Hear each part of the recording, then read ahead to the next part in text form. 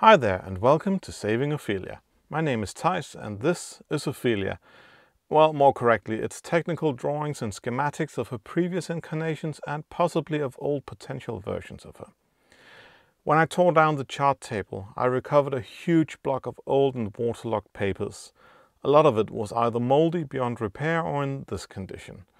From this block of moist paper I managed to recover what I thought was just a bunch of old maps, but it turned out that intermingled with those maps were a bunch of old drawings. A lot of the drawings are detailed drawings of things like the mast, the spreaders and other features of the rigging, so things that are currently of little to no use. However, I also found these drawings, and they all show the lines of the hull, or more correctly, the outline or the projections of the hull as seen from above or from the starboard side. The papers are a bit of a mixed bag situation, with two drawings showing internal layouts, two showing the layout of Ophelia's electrical system, as it was at some point in time, and three drawings that are linked to the rigging. The eagle-eyed ones among you will have noticed though that there are 8 drawings, and perhaps also that I only mentioned 7. That's because 2 of them are actually the same drawing, but one of the pair has a small detail that I've been missing until now. The drawing is marked as after rebuilding in 1978, a detail that's missing from the copies that I've had until now. So, in addition to the 1969 rebuild and the 1992 major refit, Ophelia also seems to have had major work done in 1978. The 1978 layout is very similar to the way Ophelia looked when I got her, with the big saloon midships and a galley and a chart table right next to the companionway.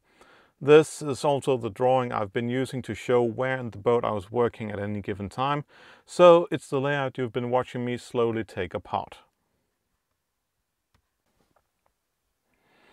However, this drawing also showed up in the pile. It's a quite different layout, but unfortunately there aren't any indications of when it was drawn on the drawing itself. I think it's an older layout though. It may even be Ophelia's original layout from back when she was called Stintfang. But a few things are off if that's the case. If you look closely at the windows and the house, they're quite similar to the ones on this photo from around 1960. That means that's from before the fire. The hatch near the bow is also quite a bit taller and more elongated than the current one, and there are these ventilation horns of either side of the hatch. However, the drawings have more of these horns further aft, at the galley and the head, and they don't seem to be present on the photo. So there's a bit of an inconsistency here. Also, the mast foot on the photo doesn't resemble what is shown on the drawing in any way. It may be that the drawing is from the rebuild in '69, where they might have been trying to recreate some of the features Ophelia had before the fire, and then they may have added some new features just to spice things up a bit. It's a bit of an odd layout seen through the lens of today though, with a very narrow galley that may or may not be directly connected to the saloon, and which doesn't seem to have any space for refrigeration and very little pantry space. The head though is pretty much the same as today. I also find the deck saloon interesting with its second seating area, but I can't quite figure out whether Ophelia in this configuration sleeps a crew of 5 or 8. 5 would be an odd number, yeah, please pardon the pun, but a crew of 8 seems a bit excessive for a boat the size of Ophelia. This drawing though is dated, and seeing that it's from '69, it must be from the rebuild. It seems to have been drawn in Piraeus, and it looks like it serves as the basis for the remaining drawings. Or at least the drawing that served as the basis for this one also serves as the basis for the rest. The front hatch on the drawing is without much detail, but it looks like it could be quite similar to the one from the layout with the 2 saloons. So why this focus on the drawings all of a sudden? Well, as I said from the outset of this, I want to create a digital copy of Ophelia, digital model, and these drawings are going to help me with that. I'm going to take them and move them into a CAD program, AutoCAD, well, more correctly Fusion 360, and then from that I should be able to create a 3D model. There's a lot of stuff missing. The curve drawing still isn't anywhere to be found, so it'll only be a rudimentary model, but still it should be good enough for the purpose I have right now, which is to see how would certain modifications like creating a new house, what would that look like. So that's what I'm going to be doing now. So this would be my desktop, well, more correctly one of them. I'm using a multi-monitor setup, well, just two, and that's why this one looks so clean. Everything else is on the main desktop. Anyway, I'll start Fusion, and it might take a while to start because I'm only running it on 8 gigs of RAM, which is enough but not plenty. There's currently a splash screen on the main monitor, and that means it's going, but it does take a while for it to pop up here on the secondary one. Anyway, you can see it thinks I'm running a trial version because I had to reset up my account yesterday. I have been using Fusion for quite a while, and for some reason it still thinks that this is a trial. Guess it'll update at some point. Anyways, this would be the main workspace. Everything we do is going to be here, and everything we do from start will be based on sketches or drawings, and from those I can create 3D objects which I can then manipulate and stuff like that. But to be sure that I know where everything's going, I'll set up a project, well, already done so, which is basically just a folder. You can see here it's called Project Ophelia, and everything I do, any sketches I make and any objects will be saved into that. But there's no point in having that one open all the time. So let's set up the first sketch, and do that by clicking up here, and then I select which direction. You can see up here, this would be the top view. If I press that, right, starboard, which matches with the drawings I have. I think I'll start with the top view. That means that'll be this one here. And then, well, I want it turned this way. And the first thing I'll do is I'll put in a line from 0.0, which is here, and then 14 meters in that direction. It'll be 14,000 millimeters. I probably should have set it up to work in meters, but then again I have stuff in millimeters as well, so yeah, I'll keep it in millimeters. And refit so I can see everything. I'll resize. That's the baseline. You can see it's a solid line. That indicates that it's an edge of a physical object, and that's not really the case. I chose 14 meters because, well, supposedly Ophelia is exactly 14 meters long, so I thought that would be a good line to start from, a good baseline, if you will. But as I said, this indicates that it's a solid line, an edge of a physical object, and it isn't, so I'll select it and press X. You can see it turned into a dashed line here, and that means that it's a guideline. It's just something to help me get a real measurement in place. And that would be this first sketch, and I'll just finish it. There we go. We can see I have this line oddly placed in space now. In this case, I want to get the paper drawings into the program. I photographed the drawings and I edited them to only contain what I need here, so now I'll insert them into Fusion as what's called a canvas. Basically, it's just a background image I can use as a guide. So I select the insert option.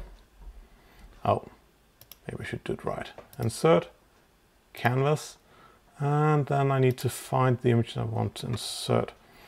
And Ophelia drawings, there we go. And I want, let's see, oh, I want the top-down view first. Open. And I want it inserted onto this plane here. And you can see it's very, very small. I can't really see anything. So I'll start by scaling it like 100 times in either direction. There we go.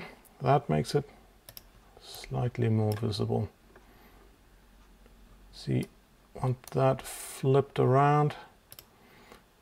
You can see currently it's pointing with the bow in this direction. I want that in 0.0 because usually you'd start by measuring a boat from this direction and that way. So I want the numbers to increase as I go aft, and that would be, well, this direction. So I'll flip it. There we go. And, well, then I should basically move it in place. I'll just increase the opacity. There we go. And I could go OK. Now it's inserted. And Canvases has this very nifty feature here. Oh, let's see. There we go. Got everything there. If I go to the canvas, see up here, I can hide them if I want to, like this. But in this case, I just want to highlight it. Ah, come on. Play nice. There we go. It's called calibrate. It means I can go onto the image and say, well, from this point here to, and now it wants another point, this point here. Now you can see it says that's 1376 millimeters, but really it's not. It's really 14,000. Oh, come on, let me. There we go. 14,000 millimeters, which would be my 14 meters. Then it resizes the image to fit. There we go. It now has the right length. When I move it here, it should fit precisely between these lines. There's a bit of an angle issue here, you might be able to see, but I can fix that as well. Go into Edit Canvas, and well, this is where the RAM issue shows up again. Everything's moving ever so slowly. I think that would be about a degree or half a degree. Let's go with half a degree. That looks pretty spot on, doesn't it? A bit more than that, maybe 0.8. That was a bit too much. 0.7. That looks pretty spot on. And then I need to adjust it ever so slightly because I want that center line from the drawing. I want that on my center line here. And well, that will be the X distance, I guess. Let's see if we go 10. No, it wouldn't be the X distance. Might still be needed though. -5 or something. Now I'm aligning this end up here. I want that exactly on here.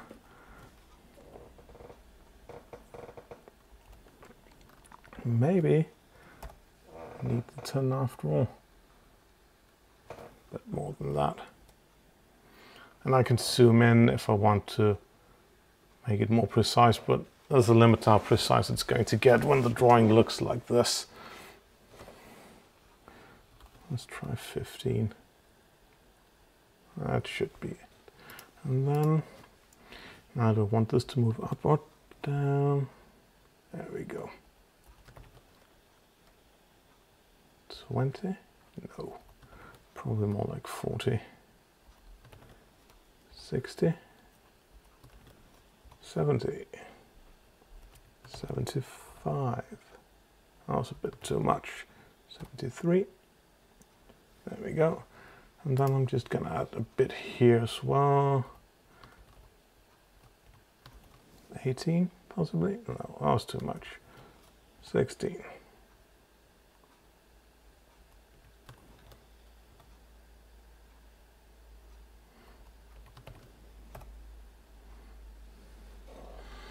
That looks pretty spot on to me. Now, it should be so that when I go to the other end, let's zoom out a bit, that makes things a bit easier.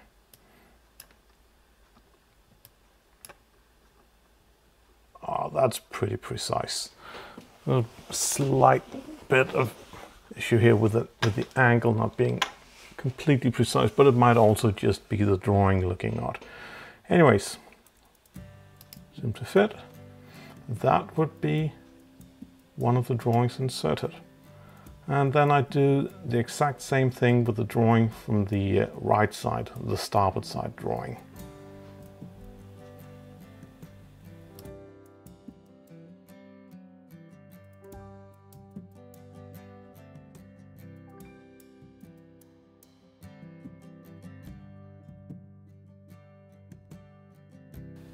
You can see that I'm trying to align the water line here with the horizontal line, and well, the paper is a bit creased and stuff, so it's not exactly easy, but let's see if we can't get it done.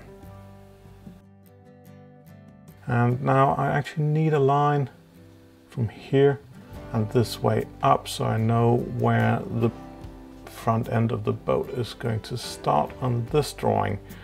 And haven't got that, so I'll probably have to create a new sketch to do that and then realign it. And we need a line from 0.0, and the length doesn't really matter. Let's just say 3000, that should be plenty. Looks like I hit it fairly spot on with that drawing. Oh, I need to remember, it's a guideline.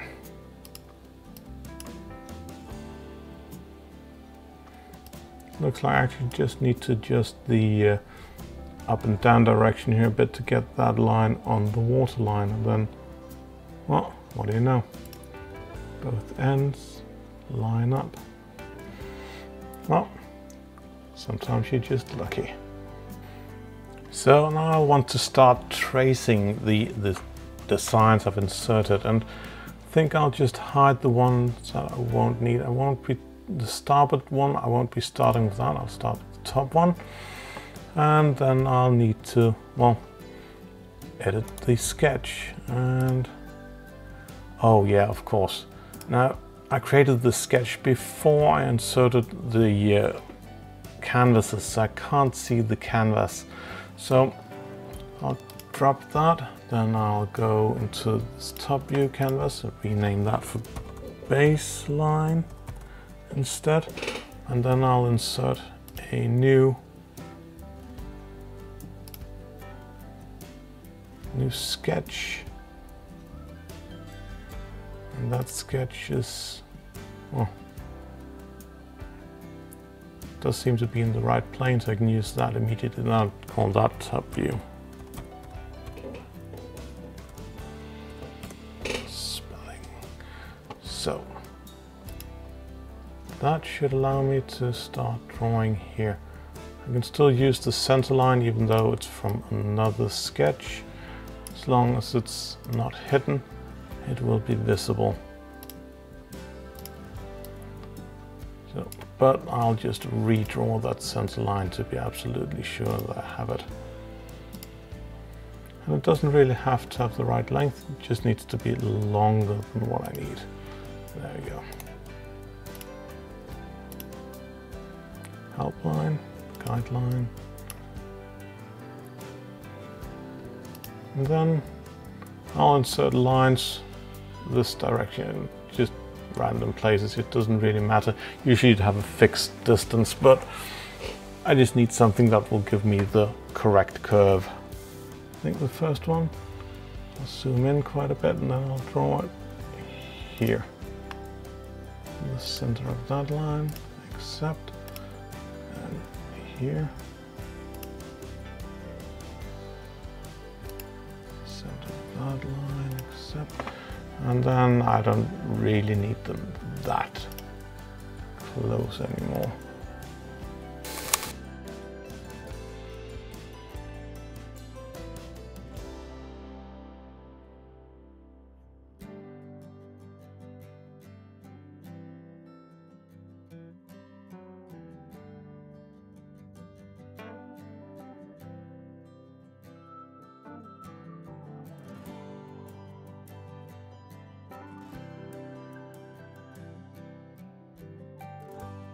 Yeah, I could just select all these individually and then change them to guidelines, but I guess the amount of work and the amount of clicks would be more or less the same. The chance that I mess it up would probably increase quite significantly, so I'll do it in this way.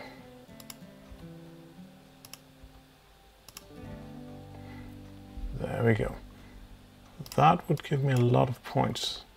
And then I can just insert a line, the kind of line called a spline. And I'm going to get a bit of an issue up here at the bow, but let's see. Got that.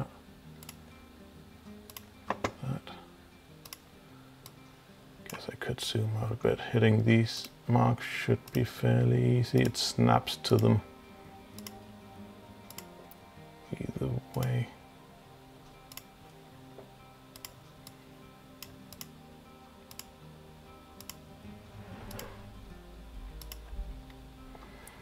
I think I'll keep that one line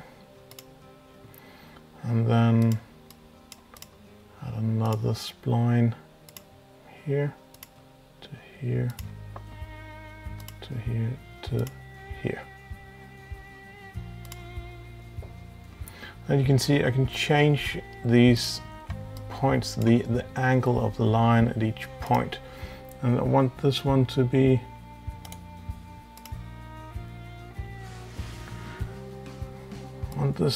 absolutely vertical. There we go, like that. No angle whatsoever. There we go. That would be the start point, then we'll just follow the angle of the hull. This one looks fairly well, but I will have an issue up here.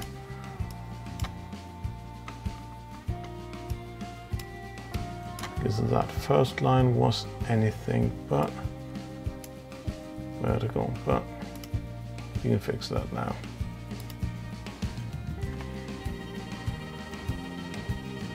Okay, I think that should do it. That should be close enough.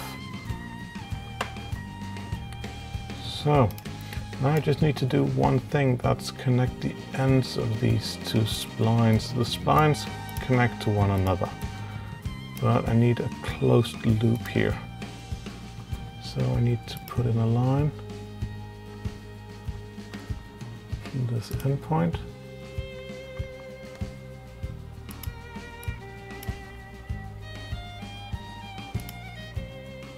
to this endpoint. You can see it just turned light blue, that area. It means it's now an enclosed area, which means I can pull that out and create a 3D figure from that. So, finish sketch. And then I need to do the same thing with these curves here.